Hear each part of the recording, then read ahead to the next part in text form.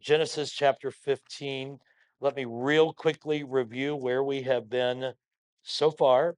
Um, and I'm just going to do it with a little timeline that I've kind of given you already several times. And really, I'm just thinking about this through the lens of the seed that God promised. Let me get that for you, Phyllis. I can beat you there. All right. There you go. All right. All right. And I got up quick. Did you see that? I squatted down, I bounced right back up, hurt my knee in the process, but it's all good. All right. So we have I want you to think about all of this through the lens of the seed. All right. So we go Adam, obviously Cain, Abel, Abel killed, then we go Seth, and then obviously Seth takes us to Noah. And then of course Noah had three sons, but we're following the line through Shem. And then, of course, through Shem, we got to Terah, and to Terah, we got to Abraham. And so, this is really where the focus of the first 12 chapters has been, that line, all of it centered around the promise of Genesis 3:15 that God made to the serpent, where he said to the serpent, "You have bruised the heel of the woman's seed, but the seed of the woman is going to crush your head." So there's this protection of the seed because the seed is ultimately going to be the Messiah, Christ. And so, for him to do what was promised to do, it's essential that that seed is protected. So, I want you to kind of think that way as we look through the rest of the story today. So, last week we started in chapter 12. So, we started with Abraham's life. And Abraham, of course, his father was Terah. They lived in the Ur of Chaldees. All right. When you hear Chaldean, when the Bible talks about the Chaldeans, it's usually talking about the Babylonians. That's the region that they were from, the Ur of Chaldees. And so Terah moved his family. They started a journey and they moved to Haran, but it was in Haran that Terah died. And then from Haran, Abraham, who the text in Genesis 12 seems to indicate had already been told he was to leave his father's house, leave his family, and he was to go to a place that God would show him of. Now, Abraham finishes that journey by taking his family, which consisted of Sarai, his wife, and Lot, their nephew, and all the servants that went with them. They took their family then to Canaan, which would ultimately what God had promised to him. And that happened in chapter 12. Then we looked at that moment when there was a famine in the land, and Abraham went to Egypt, which he should not have done. And in Egypt, he said to Sarai, "You're a beautiful woman, and they're going to want you. So just tell them you're my sister, so both of us can live." And she did. And God struck the Egyptians with plagues, and apparently the king of Egypt knew that it was because of Abraham, and he went to him and, "Why didn't you tell me she was your sister?" And so, long story short, they end up leaving and going back to where God had told them to go. Then we get to chapter 13, and so Abraham and his servants, and Lot and his servants. There's strife between the herdsmen of both. And so Abraham says, "We can't all dwell here. I'll give you your choice of land first." And so Lot chooses the land, which is the land where Sodom and Gomorrah was located. And Abraham took the rest, but God said to Abraham, "Really, it's all yours. Everywhere that you can look to the north, south, east, and west is yours." And then we looked at chapter 14. And again, I was talking to Linda before the study started this morning.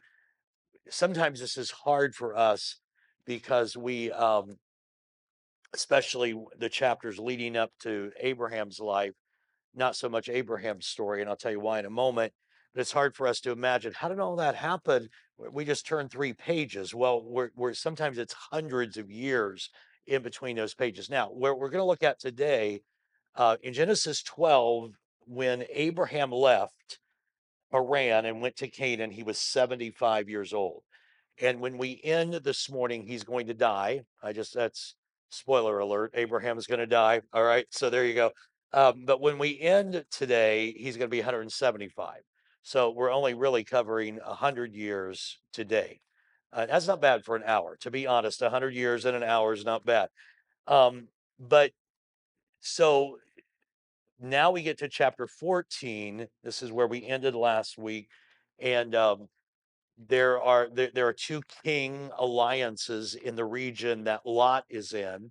There's a 5 king alliance and a 4 king alliance, and they've been at odds for a long time. And then they fight against one another. And in the process of the fight, Lot gets taken kidnapped. And so Abraham gets his 300 trained servants, and they go in and they do a special ops kind of thing, and they rescue him. And then he meets up with the king of Salem, which is really Jerusalem, and also called the King of Peace, or the King of Righteousness, and so, um, which is Melchizedek, and I didn't really talk about that much in the morning. Did a little bit last Wednesday evening, but many people believe Melchizedek because Melech means king and Sedek means righteousness. Zadok is the Hebrew word for righteousness. So Melchizedek was the king of righteousness, and he was also the king of Salem, which is Jerusalem, and Salem is Shalom, which means peace. So he's the king of peace and the king of righteousness. Some people believe Melchizedek was actually Christ appearing in the Old Testament. It's called a Christophany, but that because that's really not a big deal in the story of Genesis. It is in the New Testament. We didn't spend a lot of time there. But at the end of the story last week, Lot has been rescued, gone back to or stayed in his homeland, and Abraham's now returned to his portion of the land. And so we pick it up in Genesis 15. Everybody understood that Melchizedek thing, right? That I just gave you in 60 seconds. All right. So Genesis 15 and verse number 1. So the last time we've heard how old Abraham is, he was 75. All right. A little bit older than that now. After these things, verse 1, the word of the Lord came to Abram in a vision, saying, "Do not be afraid, Abram. I am your shield and your exceeding great reward." And I see that as God saying, with or without a child, Abram, I am still your shield and your exceedingly great reward. In other words, I'm going to give you the child, Abram, but if you never had a child, I am enough. I am your reward. And that's just a little pastoral note for all of us. We should find our full completion and our full satisfaction in our relationship with Jesus. He is our reward. And if we have nothing else but we have Him, we have everything. If we have everything else but not Him, we have nothing, right? And so God says to Abram, Abram, I am your exceeding great reward. To that, because Abram clearly was not at the point where he was okay with that. Verse 2 and 3, he says, Lord God, but what will you give me, seeing I go childless? And the heir of my house is Eliezer of Damascus. And Abram said, Look, you have given me no offspring. Born in my house is my heir. And so Abram said, That's nice. I'm glad you're my exceeding great reward. But you had told me I was going to have descendants like the stars and the sand of the sea. And I have 0 right now. The only everything I own is going to go to my servant, but I have no descendants at all. So in verse 4, the word of the Lord came to Abram saying, This one, Eliezer, will not be your heir, but one who comes from your own body shall be your heir. So he brought him outside, and I kind of mentioned this last week. Sometimes God has to take us outside and remind us of the promise. He said, took him outside, and he said, Look now toward the heavens, count the stars if you're able to number them. And he said to him, So shall your descendants be. And a really key verse, this has New Testament implications. I'm going to show them to you real quickly, although we won't bog down there either. It says in verse 6, and Abraham, he believed in the Lord, and God counted it or accounted it to him for righteousness. So Abram says, God, I don't have an heir. I don't have a child. God says, come step out here. It's obviously dark. He said, Look, count the stars if you can. But you couldn't. And he said, so shall your descendants be, innumerable. And so he reiterates the promise that he has given to him. And Abram believes him. Abram believes that promise at that point. And the Bible says, and God accounted it to him for righteousness. That is not an unimportant phrase. Now, let me say a couple of things before we turn to a passage in the New Testament. This is not, and many of you have heard this spiel before. This is not the first time Abraham has believed God. It's not the first time he had faith. I mean, it takes a lot of faith for God to say, leave your father's house and leave everything you own and go to a place that I'll tell you you're there when you get there. That takes a lot of faith. But it's the first time that Abraham has had righteousness placed in his account. That's what accounted to is just an accounting term. Reckoned, sometimes some translations say reckoned. It would be as if I opened up your bank account and I put $1,000 in your bank account. I'd be reckoning you, accounting to you $1,000. I would prefer it if it was the other way around, by the way, if you really want to know. But that's an accounting term. So in his spiritual man, God placed righteousness or right standing with him into his account simply based on that belief or that faith. But again, it's not the first time he's believed, but it's the first time he's had righteousness imparted to his account. Now, the reason I make a point of that, if you'll hold your finger in Genesis 15 and you'll flip all the way back to Romans chapter 4, I'm just going to give you the New Testament application. I'm going to give it to you quickly because, again, this is not a study of Romans, it's a study of Genesis, but I do like you to see the connections, and this is pretty crucial. When Paul is trying to explain to the Romans how a person comes to eternal life and how they are saved, and of course, Paul said in Ephesians, we are saved by grace through faith. He's speaking to the Romans, and he says, I'm only going to read you 3 verses, Romans 4:1. What shall we say then that Abraham, our father, has found according to the flesh? For if Abraham was justified by works, he has something to boast about, but not before God. For what does the scripture say? Abraham believed God, and it was accounted to him for righteousness. Now, to him who works, the wages are not counted as grace, but as debt. I'm not going to read you all of chapter 4, but chapter 4 of Romans simply says we are saved the same way Abraham was, not by works, but by faith. Now, again, some of you have seen me illustrate this before, and I'm just going to give it to you real quickly, if I could. So, what was in Genesis 15? What was Abraham believing for that that had righteousness imparted into his account? What did God just say? Abraham, look at the stars of the sky, so shall your descendants be. But he's promised him also a unique seed, that through that seed, all the nations of the earth are going to be blessed. So Abraham in Genesis 15 was looking forward to a seed that God had promised, and he believed in the promise of that seed, and God gave him righteousness. Now we know on this side of the story, we know that seed was Christ, the Messiah, who did what? He died on a cross. Now, Abraham is looking forward by faith, not fully understanding, but believing God at his word in this seed that was to come. We, on the other side of the cross, look back by faith at that same seed who died on the cross. That's the point that Paul is making. We are saved by grace through faith in this promised seed. And that's at that point when we say, Jesus, your righteousness has become mine. On the cross, you took my sin. He who knew no sin, 2 Corinthians 5:21, became sin for us, so that we might become the righteousness of God in Christ Jesus. When I get to the point that I say, God, I understand I could never be good enough for your righteousness, but I believe Jesus was. And I place my faith in that seed that he took my sin.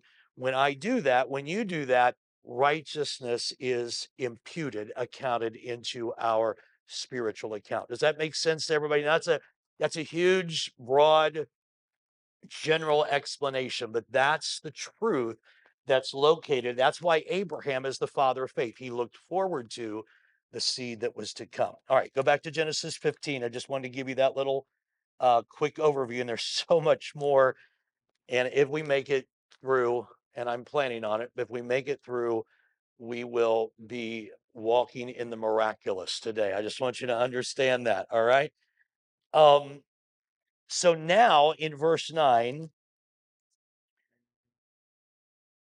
he said to him, or so he said to him, okay, so Abraham, I made this promise, and Abraham believed.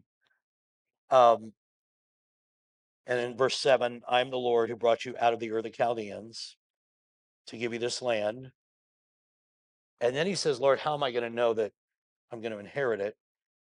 So he said to him, bring me a 3-year-old heifer, a 3-year-old female goat, 3-year-old ram, turtle dove, and a young pigeon.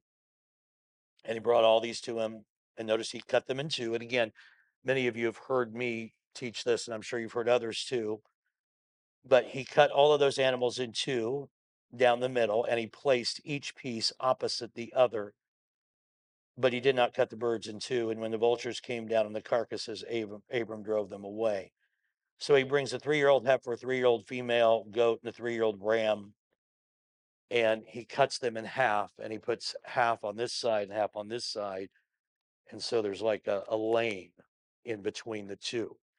Um, the carcass, the birds came down, the vultures, and Abram shooed them away. So when the sun was going down, there was a deep sleep that fell upon Abram, and behold, horror and great darkness fell upon him. Now, let me just stop. That sounds like a really weird thing.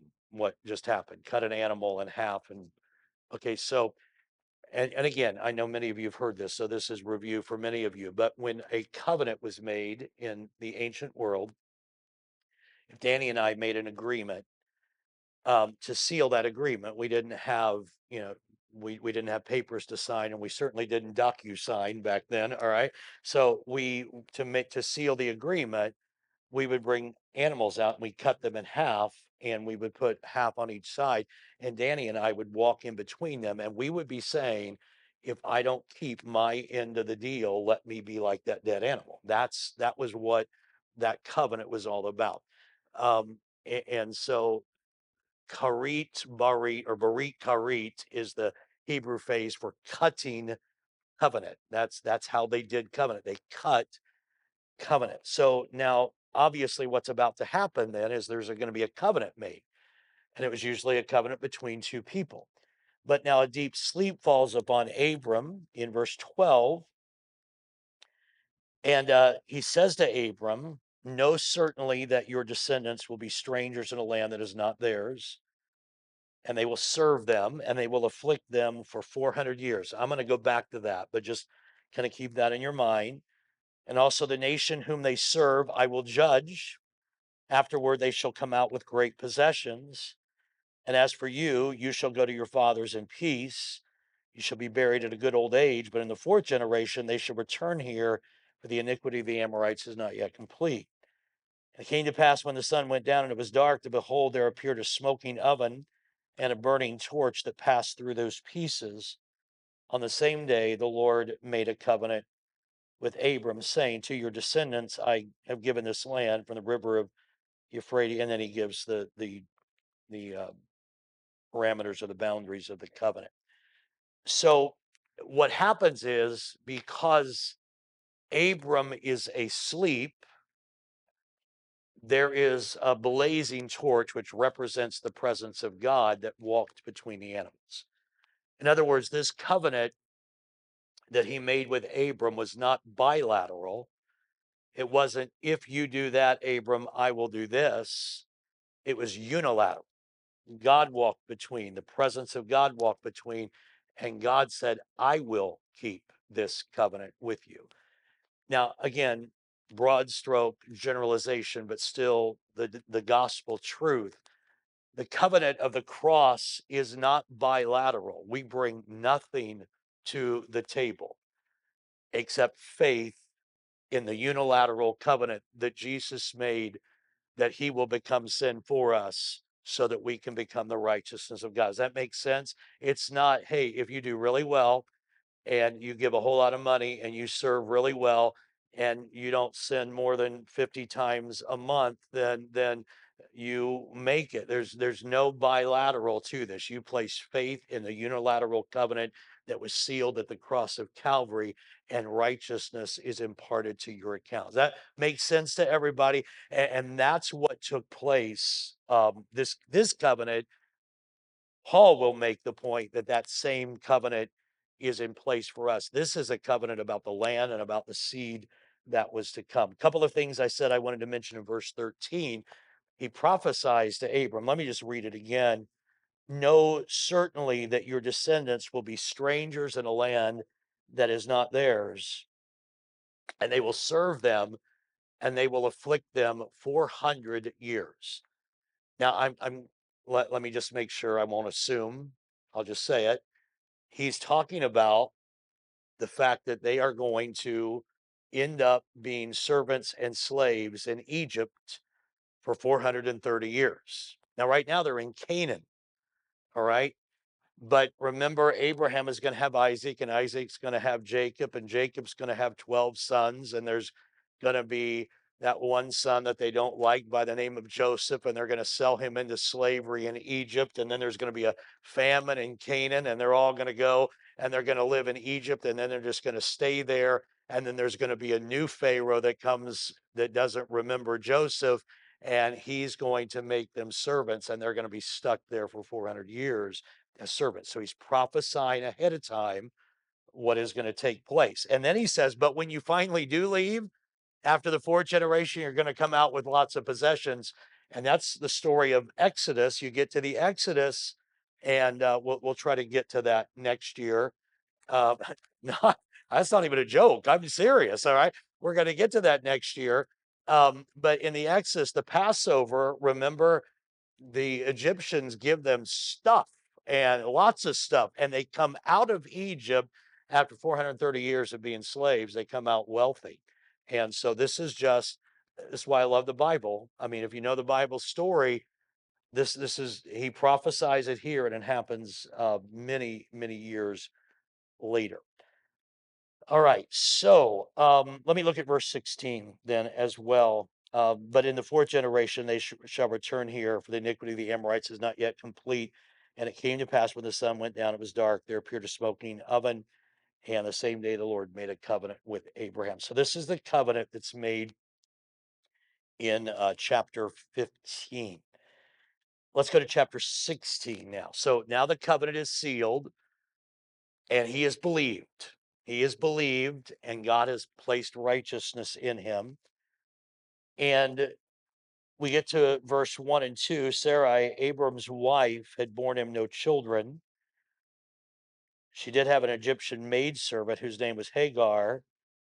So Sarai said to Abraham, see, now the Lord has restrained me from bearing children. Please go in to my maid. Perhaps I shall obtain children by her. And Abram heeded the voice of Sarai. He was one stupid dude, I can tell you that. Unbelievable. All right, so she is infertile, and she knows that her husband's supposed to be the father of many descendants, and she doesn't have a child. And she said, well, I don't think it's going to happen, but I have Hagar. You sleep with Hagar, and we'll have a child that way. As if we didn't know this was going to happen. In verse 3, Sarai, Abram's wife, took Hagar, her maid, and gave her to her husband Abram to be his wife after Abram had dwelt 10 years in the land of Canaan. So then he goes into Hagar, and she conceives. And when Sarai sees that she is conceived, her mistress becomes despised in her eyes. I don't even need to comment on that. All right. No kidding. All right. Um, so now Sarai is jealous.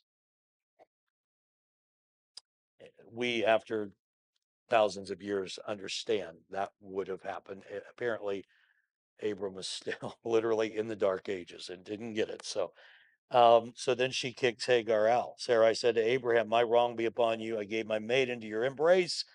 And then she saw but when I saw she conceived, I became, no, this is actually, Sarai says to Abram, my wrong be upon you. I give my maid into your embrace. And when she saw that she had conceived, I became despised in her eyes. In other words, now Hagar is treating me like I'm nobody. And so Abram said to Sarai, "Indeed, your maid is in your hand. Do to her as you please."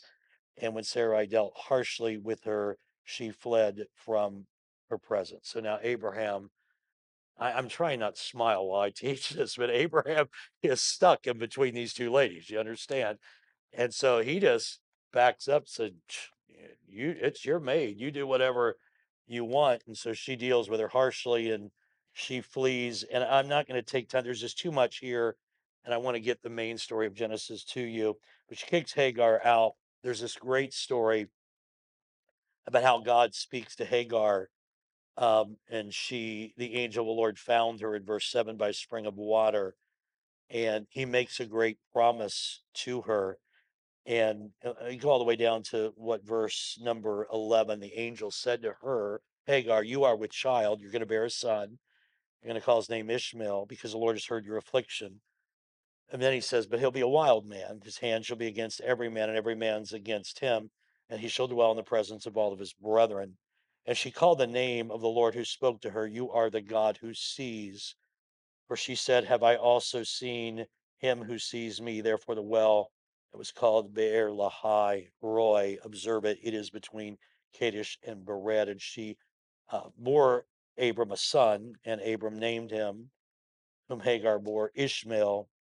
And now Abram is 86 years old. All right, so he was 75 when he left Haran. So he's now 86 years old, and he has his first son, but it's not by Sarai, the promised wife. So therefore, the son is not the promised seed. Let me just ask you to look there on page 4 under Roman numeral 6. Just an interesting little thing, and I don't know. I don't want to pretend to know more than I do because I'm not a huge expert on some of covenant theology, and I don't even know if this fits into covenant theology or not. But let me just say this, and again, this is a very simple way to say it, very generalized, but that's really my understanding of this. God does have a plan, and God does have a choice, or does make choices. But even though, but his plan and his choices, as I see them, are not choices to save one and condemn the other to hell. They are to use one in a particular way. But here's a great example. He doesn't say, "Oh, Ishmael's a terrible person, and Hagar, you're the worst, and you're condemned to hell." He blesses Hagar. Um, Hagar is just not the carrier of the promised seed. All right. So I think that's important for us to understand because those in Reformed theology work really hard to see God's choosing. And I'm going to give you a list of his choosing here in a minute. That's why I bring it up as clear evidence. And they use verses like "Jacob have I loved and Esau have I hated," which is a powerful verse, which thankfully isn't in our text today because we don't have time to unpack that. But they use verses like that to say, see, God chooses who he wants. And I believe that God chooses who he's going to use to carry out a particular plan does not mean that he rejects everyone else. He came to save all. Whosoever calls upon the name of the Lord will be saved. Not just whoever I chose, but whosoever calls on him. So is that you get okay, I think you do. I can see by the faces. So now let me just 1 second, Tony, and then let me finish this point. So with Adam, if he has two sons, Cain and Abel, and of course Abel gets killed, but God has chosen Seth. That's the line he's going to follow. All right. Well, then we go to Seth down to Noah, and Noah has three sons, Shem, Ham, and Japheth, but God chooses Shem. It doesn't mean that Ham and Japheth are condemned to eternal hell. It just means that the seed is going to come through this line. All right. And then after Noah, we go Shem, then to Abraham. And so Abraham is going to have Isaac and Ishmael. And it's not that Ishmael is destined for hell, it's that God has chosen Isaac. And then Isaac's going to have two, and it's going to be Jacob and Esau. And God is going to choose Jacob. And Jacob's going to have 12, and God is going to choose Judah. So I just want you to see the choosing doesn't mean everybody else is of no import at all. It just means that God has a plan through which he is his choosing. Tony?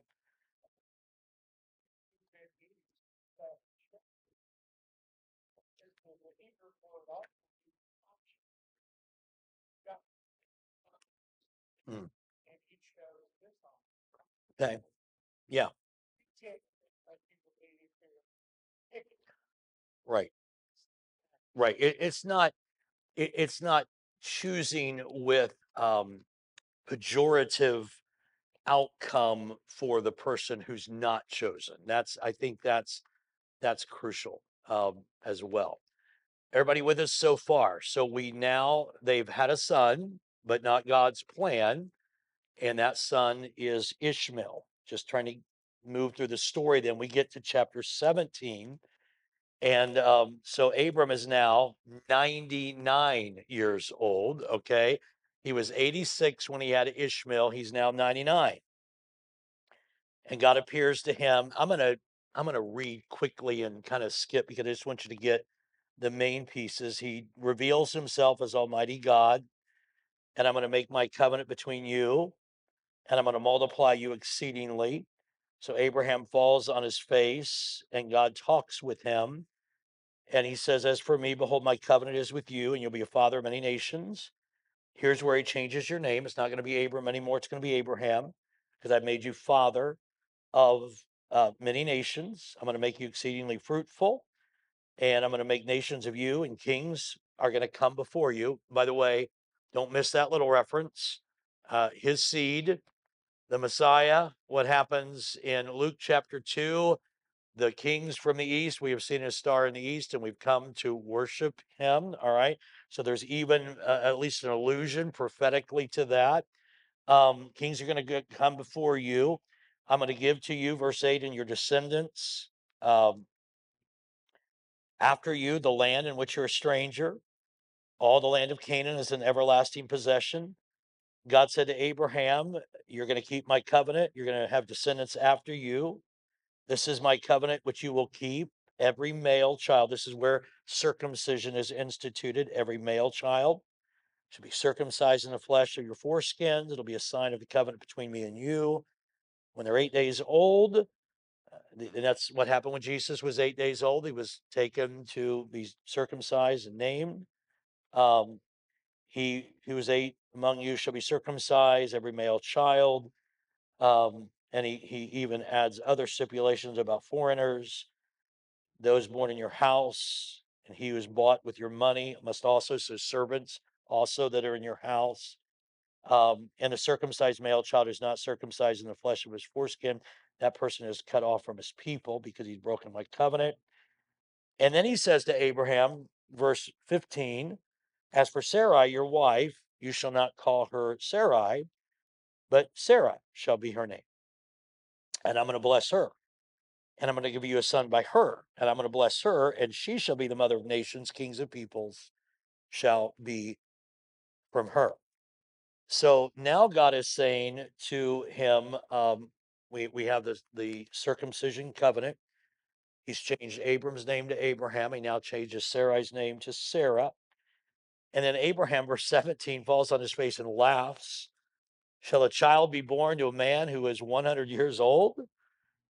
And my wife is not a pup either. She's 90 years old. She going to bear a child? And Abraham says, would you just let Ishmael be the guy? Do you see that? That's what he says. Oh, that Ishmael might live before you. I mean, I yes, I am trying to be funny, but no 100-year-old man wants to live with a 90-year-old pregnant woman. You understand? And so, would you please, just let Ishmael be the guy? All right. And and God said, no, Sarah, your wife's going to bear your son, and you're going to call his name Isaac, and I'm going to establish my covenant through him. And as for Ishmael, then he promises, I'm still going to bless Ishmael, and he's going to be fruitful and he's going to multiply. But my covenant, this is the key. It's not if you're not part of the line for the covenant, you're nobody. But my covenant's going to be established with Isaac, whom Sarah shall bear to you at this time next year. So now there's a due date on this, all right? Next year at this time. And then he finished talk with him. So then Abram takes Ishmael, his son, and everybody who's born in his house, and they circumcise them to fulfill the covenant. So now he's 99 years old, and we move to chapter 18.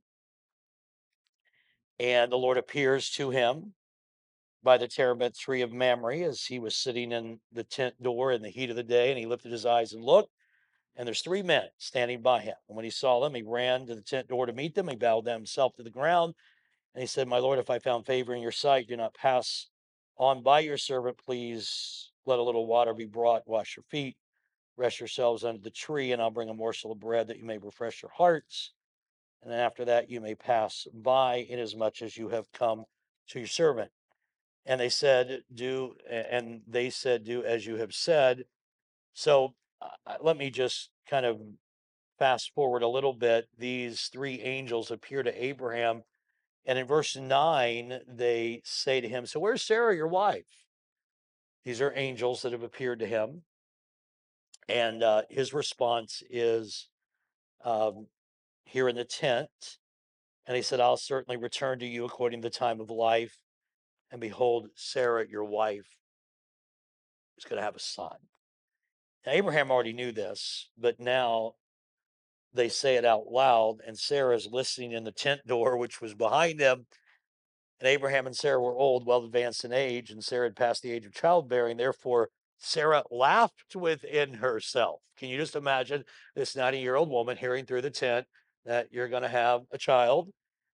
And it's four men talking about it too. I'm sure that made it even more laughable. All right, four men outside saying the 90-year-old inside is going to have a baby, and she laughs within herself, saying, I've grown old. Shall I have pleasure, my Lord, being old also? And the Lord said to Abram, why did Sarah laugh? Shall I surely bear a child since I'm saying, shall I bear a child since I'm old? Is anything too hard for the Lord? At the appointed time, I'm going to return to you according to the time of life, and Sarah shall have a son. And Sarah, of course, denied it, said, I did not laugh, for she was afraid. And he said, no, but you did laugh. Okay. So a really interesting story. So that's what happens. And then we get to the rest of chapter 18. And I'm not going to read it. I think you know the story pretty well. So now these angels, they say to one another, should we tell Abraham what's going on in Sodom and Gomorrah? Because he knows that's dear to him. His family's there, Lot's there. And they decide, well, we probably really need to tell him what God is going to do. And they've looked at the city over, and it's wicked, sinful. And so the plan is we're going to destroy it. And so Abraham intercedes. You know the story. Abraham says, if we find 50 righteous, can you spare it? I mean, his family's there. God said, if I find 50 righteous, we'll spare it. Couldn't find 50. If I find 45, you find 45. Couldn't find 40. If I find 40, and you know the story, 30, 20, 10. And they could not even find 10 righteous. So we get to verse 19, and we get to chapter 19, excuse me. So the two angels came to Sodom in the evening, and Lot was sitting in the gate of Sodom. And when Lot saw them, he rose to meet them, and he bowed himself with his face toward the ground. And he said, here now, my lords, please turn in your servant's house and spend the night and wash your feet. then you may rise early and go on your way. And they said, no, but we'll spend the night out in the open square. But he insisted. So they turned into him and entered the house. And then he made them a feast and baked unleavened bread. Before they lay down, the men of the city, the men of Sodom, both old and young, all the people from every quarter surrounded the house. And they called to Lot and said to him, where are the men who came to you tonight? Bring them out to us that we may know them carnally. So they now, the homosexuality of Sodom was so wicked that they wanted even to take these angels. And Lot went out to them through the doorway and the door behind him and said, please, my brethren, do not do so wickedly. And again, there is no explanation for the wickedness even of Lot in this offer. So don't sanitize this. This is the ugliness. Can I just say it before I even read it? This is the ugliness of humanity without God. All right, that's what this is. This is why we need a savior. That Lot's not some super righteous guy here. And Lot suggests it's appalling, but I have two daughters who have not known a man. Please let me bring them out to you, and you may do as you wish. Only do nothing to these men, since this is the reason they have come under the shadow of my roof. Some sense in Lot doesn't say, but some sense in Lot that he knew these were men of God or angels, and again, no excuse here at all. And they said, stand back. And this one came in to stay here, and he keeps acting as a judge. Now we will deal worse with you than with them. So they pressed hard against the man Lot, and they came near to break down the door.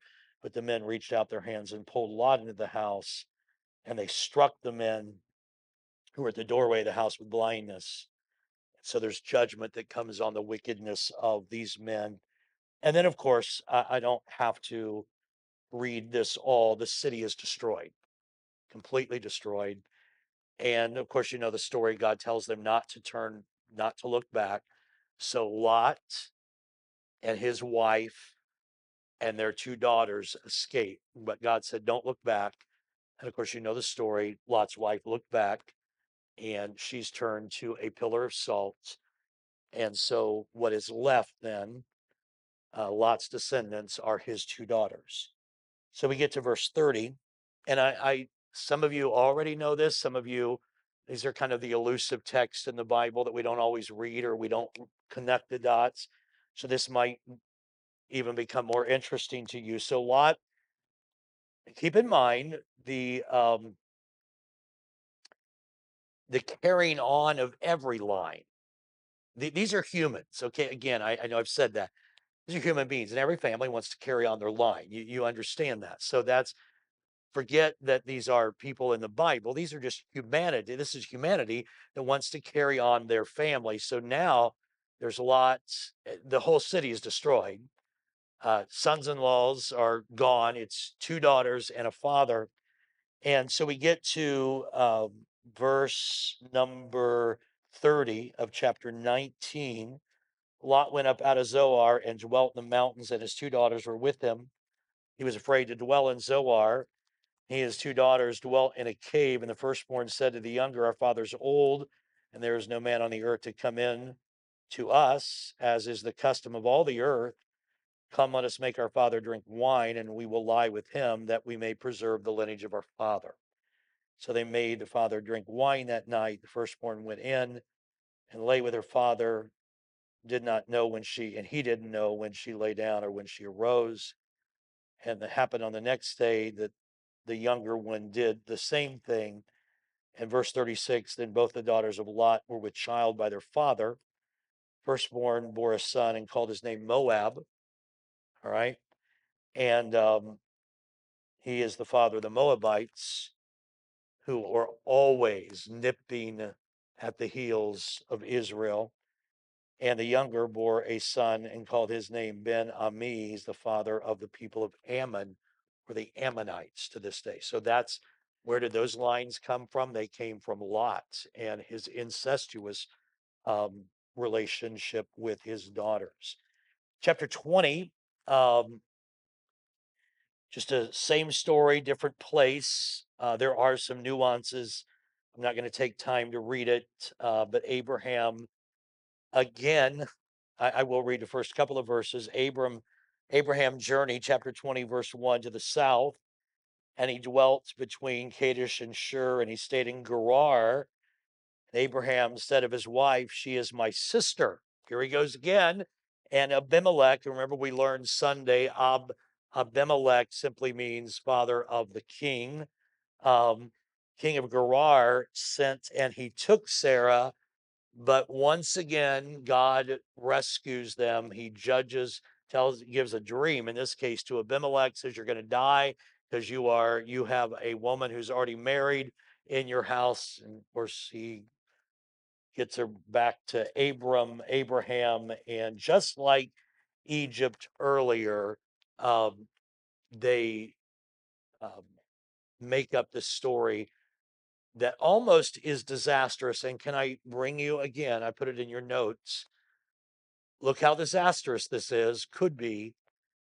He's already said, you're going to have a son, and my covenant is going to be through that son.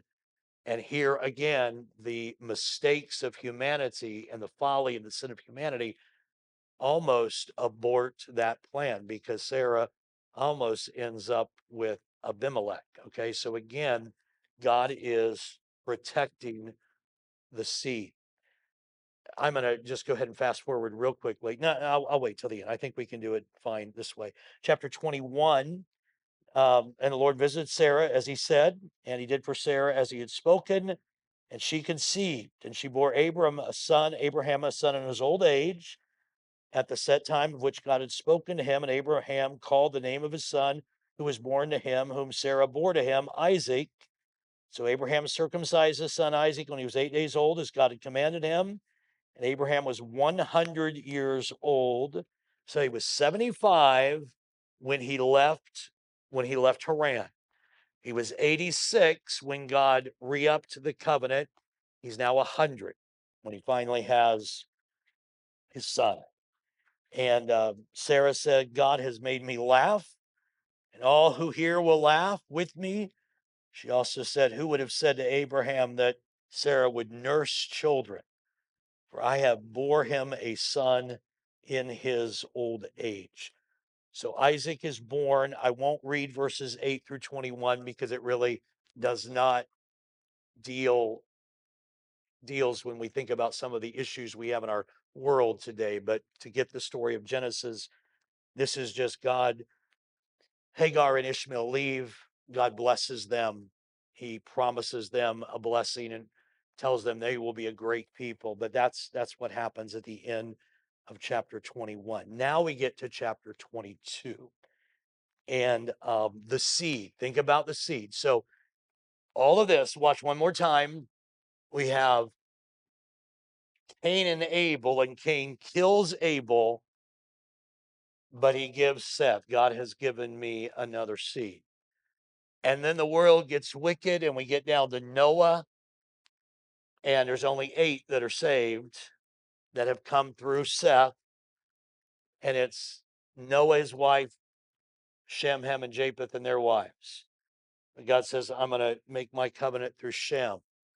So Shem gets us to Abraham, and Abraham gets to be 100 years old and still doesn't have a seed. And that's what this is all about. They have tried with, the other way with Ishmael, but God protects the seed that almost gets destroyed with Abimelech, but God has protected it. She finally has the seed by which the world is to be blessed, or at least the continuing lineage. And now God does a really strange thing. Chapter 22. We get chapter 22, and it comes to pass after these things that God tested Abraham, and he said, here I am. And he said, now take your son, and he doesn't say seed, but take your son, and I just, for the point of emphasis, take your son and the promised seed, Abram, and whom you love, and he also calls him his only son, and go to the land of Moriah and offer him there as a burnt offering on one of the mountains of which I shall tell you. Um, how bizarre is that? Here's the seed, and now I want you to sacrifice the seed. And so Abram does not seem to argue. Gets up early in the morning, saddles his donkey. 2 of his young men go with him, and Isaac his son. And they cut the wood. And they go to the place which God had told him. And on the third day, Abram lifted up his eyes and he saw far off, the place afar off. And he said to the young men, the servants, stay here with the donkey, and I will go yonder and worship. We will come back to you. I love that. There's so much there. He's about ready to give up that which is most important to him, and he calls it worship. And we can't worship if we don't get what is most important to us. If I don't get the song I like, I can't worship. And he calls worship giving up that which is most important to him. Aren't you glad you came this morning? I worked that in. See, it's true. I mean, we somehow think worship is what I want. Worship is giving up what we want. He's given up his son. And so and look at the faith. We're going to go yonder and worship, and then we're going to come back to you. We are coming back to you. Hebrews tells us that Abram said, if God has to raise him from the dead, he will. That's how much faith he had. So they take the wood, the burnt offering, or they take the wood of the burnt offering, and he lays it on Isaac, his son, on his back, takes the fire, that which would be the torch, and a knife, and the two of them went together. And then Isaac says to his dad, hey, Dad, and he says, here I am. And he said, we've got something for fire and wood, but we don't have an offering. And Abram said, God will provide for himself the lamb for a burnt offering. So two of them went together and they came to the place of which God had told him. And Abraham built an altar there, and he placed the wood in order, and he bound Isaac his son, and he laid him on the altar upon the wood. Abraham stretched out his hand, and he took the knife to slay his son. And the angel Lord calls to him and says, Abraham, Abraham. And he said, here I am. And he said, don't lay your hand on the lad. Don't do anything to him, for now I know that you fear God, since you have not withheld your son, your only son, from me. Abram lifts his eyes and he looks, and there behind him was a ram caught in the thicket by its thorns. So Abraham went and took the ram, and he offered it up for a burnt offering instead of his own son. And Abraham called the name of the Lord will provide. As it is said, to this day in the mount of the Lord it shall be provided. There's so many things we could go with there, that so many New Testament applications or implications, but God did not make Abraham give him up, but God did give up his own son. I mean, what a powerful, can you imagine the wrenched heart of Abraham in this moment, and yet the relief when there was a ram provided? Or imagine the wrenched heart of God when he said, this is the only way. There's not going to be a ram in the thicket. He is the ram in the thicket. And it's just a really, really powerful, in your face reminder of the sacrifice that God has made for us in Jesus. And so the angel of the Lord, verse 15, calls to Abraham, and second time, and he says, by myself I've sworn, because you've done this thing and you've not withheld your son, in blessing I will bless you, multiplying I will multiply your descendants as the stars of the heaven, the sand which is on the seashore, and your descendants shall possess the gate of their enemies. In your seed, here we go. This is that now it becomes super clear. In your seed, all the nations of the earth shall be blessed, because you've obeyed my voice. So Abraham returned to his young men, and they rose and went together to Beersheba, and Abraham dwelt in Beersheba. And then there's a little genealogy of the family of Nahor. Chapter 23, verse 19. We're going to jump ahead to verse 19. Sarah dies. All right. So they have the son. Son is spared. Seed is preserved. Sarah dies.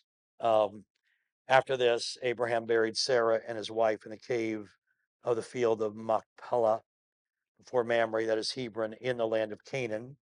So the field and the cave that is in it were deeded to Abraham by the sons of Heth as property for the burial place. And keep in mind, there are tons of sermons and teachings that we could spend a year easily in Genesis. So I'm not avoiding things. I'm just wanting you to get the big picture of Genesis and how God has worked to preserve the seed. So she is buried. We get to chapter 24. And again, I've preached this many times over the 40 years about how God finds a bride for us. That's how Abraham found a bride for Isaac. But I'm just going to hit the high points. Chapter 24 is all about Rebekah becoming Isaac's bride. Begins with Abraham making an oath with his servant to go back to the homeland and find someone from the homeland to be a wife for Isaac.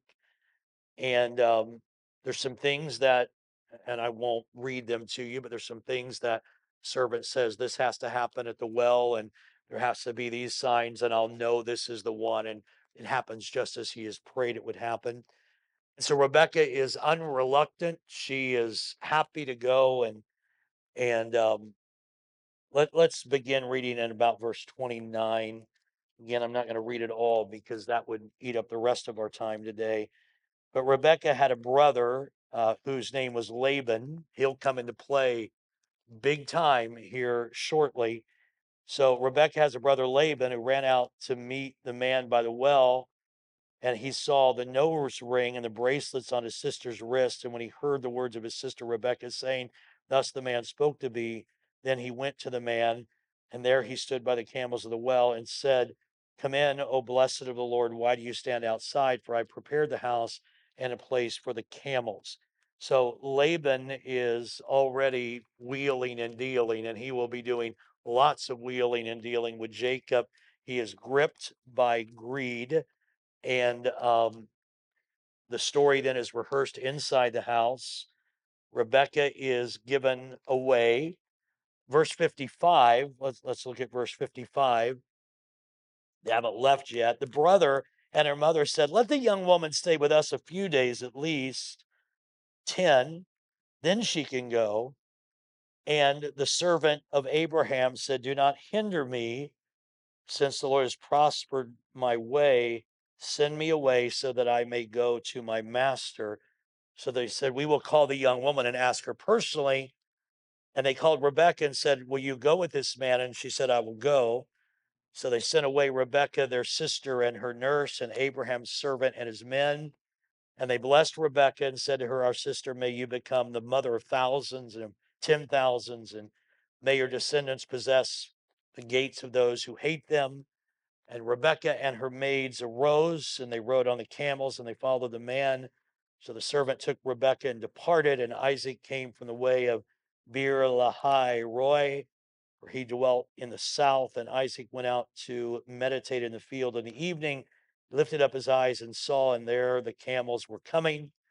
And then Rebekah lifted up her eyes. So now their eyes meet. All right, Isaac and Rebekah's eyes meet. um, she saw Isaac. She dismounted her camel. She said to the servant, "Who is this man walking in the field to meet us?" And the servant said, "It is my master." So she took her veil and covered herself. And the servant told Isaac all the things he had done. And Isaac brought her into his mother's tent. And he took Rebekah, and she became his wife, and he loved her. So Isaac was comforted after his mother's death. So that is how Isaac gets Rebecca. There's lots of details there that all have some kind of even types if we push them into the New Testament. But now Rebecca is Isaac's wife, and we get to chapter 25. Let me just go ahead and obviously add to this line. We now have Isaac, and he is married to Rebecca, and they will ultimately have Jacob and Esau. But before we get to the story of Isaac and his family, we have to finish off the story of Abraham. So Abram then took a wife. Sarah's died. Her name was Keturah, and she bore him Zimran, Joshkan, Median. Look at all these kids Abram now has after the century mark. Is that not impressive? So, a whole bunch of sons he has. But Abram gave all that he had to Isaac. But Abraham gave gifts to the sons of the concubines which Abraham had while he's still living. He sent them eastward away from Isaac his son to the country of the east. And then we get to verse 7. This is the sum of the years of Abraham's life, which he lived, and 175. So we started at 75 when he left Haran. Now he's 175. And then Abraham breathed his last and died in a good old age, an old man and full of years. He was gathered to his people, and his sons Isaac and Ishmael, notice, together buried him in the cave of Machpelah, which is before Mamre, in the field of Ephron, the son of Zohar the Hittite, the field which Abraham purchased from the sons of Heth. There Abraham was buried, and Sarah his wife. Came to pass after the death of Abraham that God blessed his son Isaac, and Isaac dwelt at Beer Lahai Roy.